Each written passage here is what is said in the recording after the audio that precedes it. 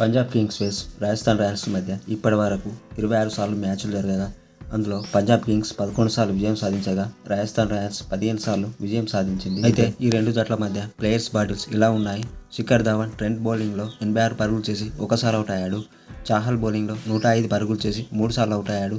అశ్విన్ బౌలింగ్లో 92 పరుగులు చేసి 4 సార్లు అవుట్ అయ్యాడు. అలాగే జానీ బెరిస్టో ట్రెంట్ బోల్ట్ బౌలింగ్ 52 పరుగులు చేసి ఒకసారి అవుట్ అయ్యాడు. నవేష్ ఖాన్ బౌలింగ్లో 15 పరుగులు చేసి ఒకసారి అవుట్ అయ్యాడు. చాహల్ బౌలింగ్లో 26 పరుగులు చేసి 3 సార్లు అవుట్ అయ్యాడు. అలాగే ప్రభుసిమ్రాన్ సింగ్ ట్రెంట్ బోల్ట్ బౌలింగ్లో 16 పరుగులు చేసి ఒకసారి అవుట్ అయ్యాడు. అలాగే శ్యామ్ కరణ్ ట్రెంట్ బోల్ట్ బౌలింగ్లో 13 పరుగులు చేసి ఒకసారి అవుట్ అయ్యాడు. అలాగే లైమ్ లివింగ్ స్టోన్ చాహల్ బౌలింగ్లో 4 పరుగులు చేసి ఒకసారి అవుట్ అయ్యాడు. అవేష్ ఖాన్ బౌలింగ్లో 10 పరుగులు చేసి ఒకసారి అవుట్ అయ్యాడు. అలాగే జోస్ బట్లర్ రబాడా బౌలింగ్లో 71 పరుగులు చేసి 2 సార్లు అవుట్ అయ్యాడు. హర్షదీప్ సింగ్ బౌలింగ్లో 25 పరుగులు చేసి ఒకసారి అవుట్ అయ్యాడు.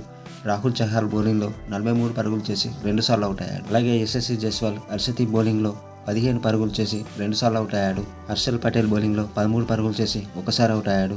హర్ప్రీత్ బ్రార్ బౌలింగ్లో 8 పరుగులు చేసి ఒకసారి అవుట్ అయ్యాడు. రాహుల్ చహర్ బౌలింగ్లో 37 పరుగులు చేసి ఒకసారి అవుట్ అయ్యాడు. అలాగే సంజు శాంసన్ రబాడా బౌలింగ్లో 26 పరుగులు చేసి ఒకసారి అవుట్ అయ్యాడు. హర్షదీప్ బౌలింగ్లో 57 పరుగులు చేసి ఒకసారి అవుట్ అయ్యాడు.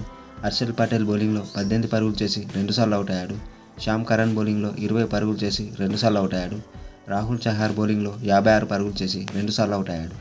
అలాగే సిమ్రాన్ హిట్మేర్ శ్యామ్ కరణ్ బౌలింగ్లో 45 పరుగులు చేసి ఒకసారి అవుట్ అయ్యాడు.